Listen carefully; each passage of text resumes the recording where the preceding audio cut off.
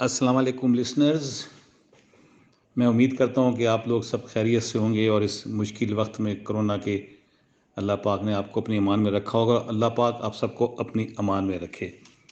सबसे पहले तो मैं जहाँज़ेब बुखारी और बाबर नदीम का शुक्रिया अदा करना चाहूँगा कि उन्होंने मुझे ये अपॉर्चुनिटी दी कि मैं इस प्लेटफॉर्म से आप लोगों को मोटिवेट कर सकूँ। लेकिन उस मोटिवेशन से पहले मैं अप्रिशिएट ज़रूर करना चाहूँगा इन दोनों असहाब को कि आज के इस अफरा तफरी के दौर में जबकि हर शख्स को अपनी पड़ी है, इन लोगों ने ये ज़िम्मेदारी उठाई कि इल्म की जो तरसील है उसको आसान किया जाए और आप जैसे तमाम दोस्तों को जो कुछ सीखना चाहते हैं उनके लिए अपनी सर्विसेज मुहैया की जाएँ। जजेस के लिए ख़ास तौर पर बड़ा मुश्किल होता है वक्त निकालना, तो यकीनन ये काबिल सताइश है, काबिल तारीफ़ है और ये हमारी जुडिशरी के वो सितारे हैं जिनको मैंने हमेशा चमकता दमकता पाया है। और शायद जब मैं इन लोगों को देखता हूँ तो मुझे हज़रत अली करमल्ला वजह का वो कौल याद आता है कि जब लोगों की ज़रूरतें तुमसे वाबस्ता हो जाएं तो समझ लो अल्लाह ताला की ज़ात तुमसे राज़ी है। तो मुबारकबाद हो जहाँज़ेब को और बाबर नदीम को कि जिस तरीके से लोग उनकी तरफ देख रहे हैं और उनको वेलकम कर रहे हैं, तो यकीनन ये एक बहुत बड़ा उन्होंने काम किया है।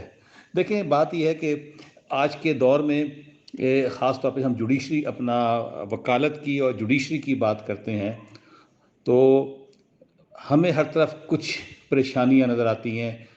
शायद इल्म का वो सिलसिला जो एक अच्छे तरीके से तक़सीम होना चाहिए नहीं हो रहा। शायद वो लोग जिनकी ज़िम्मेदारियां हैं, जो किसी बेहतर मुकाम पे बैठे हैं, जो अपने से छोटों को या अपने से हमारे आने वाले मुस्तकबिली कुछ कुछ करना चाहें वो नहीं हो पा रहा, जिससे हर तरफ एक अजीब सी सूरत हाल बनी हुई है। इल्म जो है कोई ढकी छुपी चीज़ नहीं है। कहते हैं दुनिया में मुख्तलिफ तरीक़ेकार हैं इल्म हासिल करने के। ठीक है, दुनिया में हर शख्स जानता है कि कैसे चलना है और कैसे बात करनी है, लेकिन याद रखिए चलना और बात करना जो है ना, ये खुद ब खुद नहीं आता, इसके लिए प्रैक्टिस रिक्वायर्ड होती है। और प्रैक्टिस क्या होती है? प्रैक्टिस होती है आप सीखना चाहते हैं, आप कुछ करना चाहते हैं। एक बच्चा जब बड़ा होता है, आपने कभी देखा 3 से 4 साल की उम्र में उसका ब्रेन जो है डेवलप होना शुरू होता है। क्या डेवलप होना शुरू होता है? वो पूछता है when, why, where, how, what.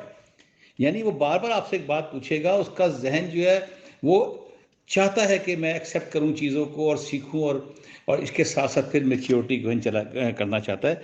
तो पहला जो मैं आपको टिप देना चाहूँगा इस सारे सिस्टम के अंदर, अगर आप कुछ बनना चाहते हैं और कुछ सीखना चाहते हैं तो अपने अंदर पूछने का हौसला पैदा करें। देखिए, कभी अपने आप को ये महसूस ना कीजिएगा खौफज़दा कि शायद आप कोई सवाल पूछेंगे तो आप दूसरों की नज़रों में बेवकूफ़ बन जाएंगे। Not at all. बल्कि जब आप पूछते हैं तो इनफैक्ट आप एक कन्फेशन कर रहे होते हैं कि आपको नहीं पता। और दुनिया में हर शख्स जानता है कि हर शख्स को सब कुछ नहीं पता। जो लोग ऑनेस्टली इसका एतराफ़ कर लेते हैं उनका मुकाम बढ़ जाता है कि वो सीखना चाहते हैं।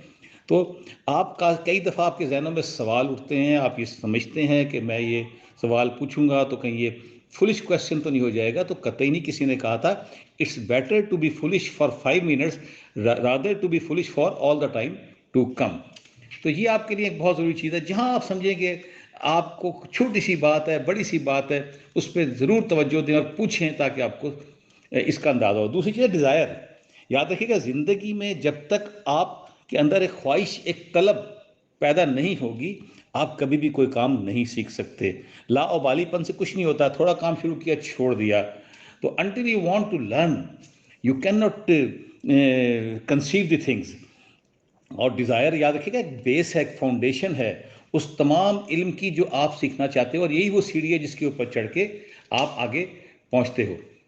तीसरी चीज़ आप देखिए कि get it from your self. आपने कभी सोचा कि आपके अंदर क्या कुछ छुपा हुआ है?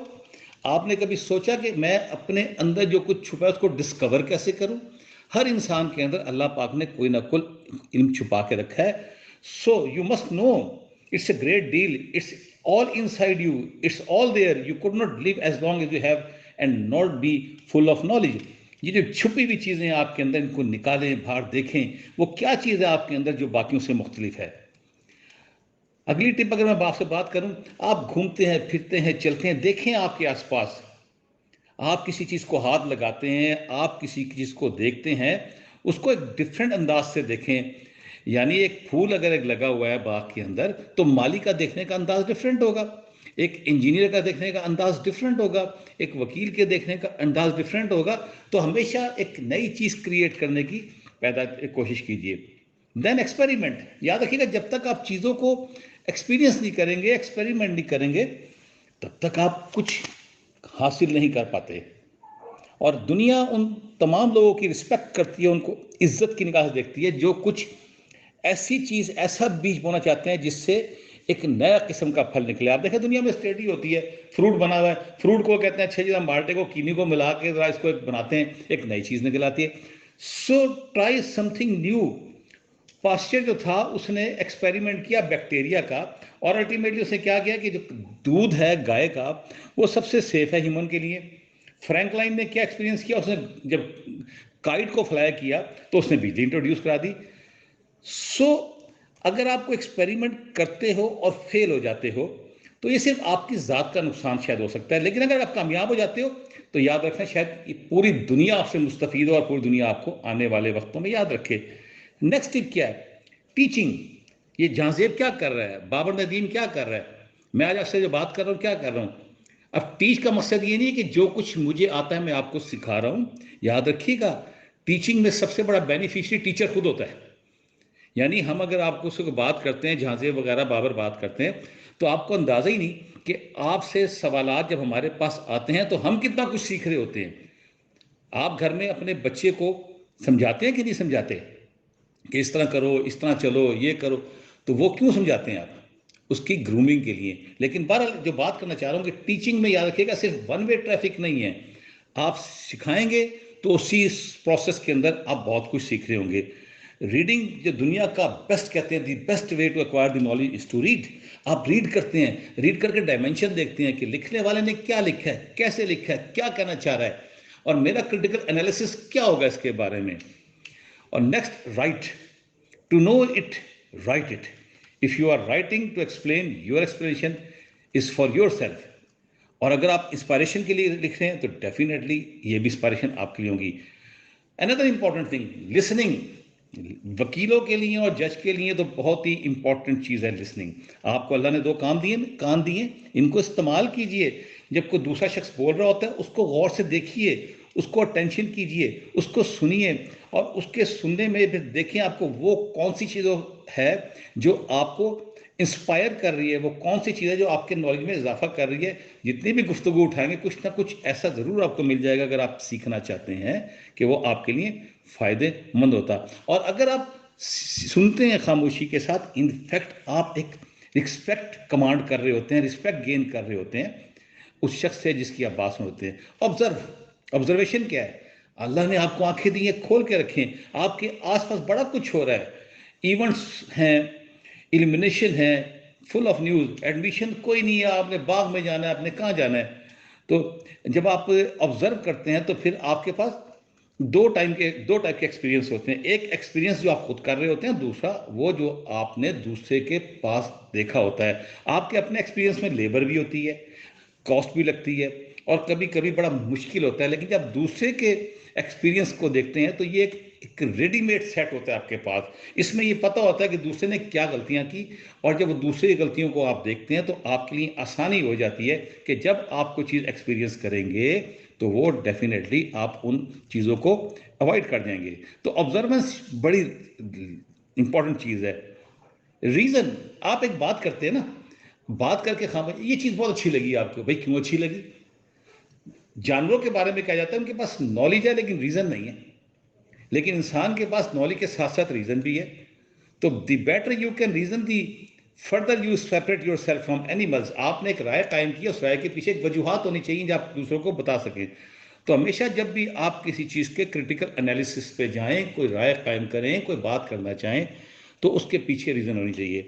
फाइनली, क्योंकि ज़्यादा वक्त मैं नहीं लेना चाहता, काफ़ी मतलब 8-10 मिनट हो गए हैं, फाइनली मैं कहना चाहूँगा कि अगर आप वकला में से हैं या हमारे जजिस में से हैं तो याद रखिए कि टॉप इज़ ऑलवेज वेकेंट। हम सब मुकम्मल नहीं हैं, ना हम मुकम्मल हो सकते, लेकिन हमें उस लेवल तक पहुंचने के लिए हमें बहुत ज़्यादा मेहनत दरकार है। एक दूसरे का अदब कीजिए, एक दूसरे का एहतराम कीजिए, और अल्लाह करे ये जो बीज बोया है जहाँ ज़ेब ने और बाबर नदीम ने, जिसकी मैं समझता हूँ कोंपलें फट चुकी हैं और ये अब चल पड़ा है, इसको वाटरिंग भी हो रही है, इसको फ्रेश एयर भी मिल रही है। अल्लाह पाक हम सबको ये तौफीक दे कि इसी अंदाज से हम काम करें, और ये सदका जारिया है। जब आप फ्री काम करते हैं, मेरा जाजेब का, नदीम का कोई इंटरेस्ट शायद आपसे ना हो, लेकिन एक इंटरेस्ट है कि बतौर पाकिस्तानी आप हमें सोचना है कि आप लोग इस मुल्क का फ्यूचर हो। हम और कुछ नहीं कर सके, लेकिन अगर हमारी इस कोशिश से आप में से आने वाले वक्तों में कल कोई चीफ जस्टिस बन जाए, कल को इसका मुल्क का कोई अहम ओहदा हासिल कर ले, कोई अच्छा वकील बन जाए, अच्छा जज बन जाए, तो शायद रोज़ आखिरत के दिन अल्लाह पाक हमें भी उस हमारी नेकी के तुफैल हमें एक अच्छी मुकाम अता फरमाए। आमीन सुम्मा आमीन। All the best for you and keep it up.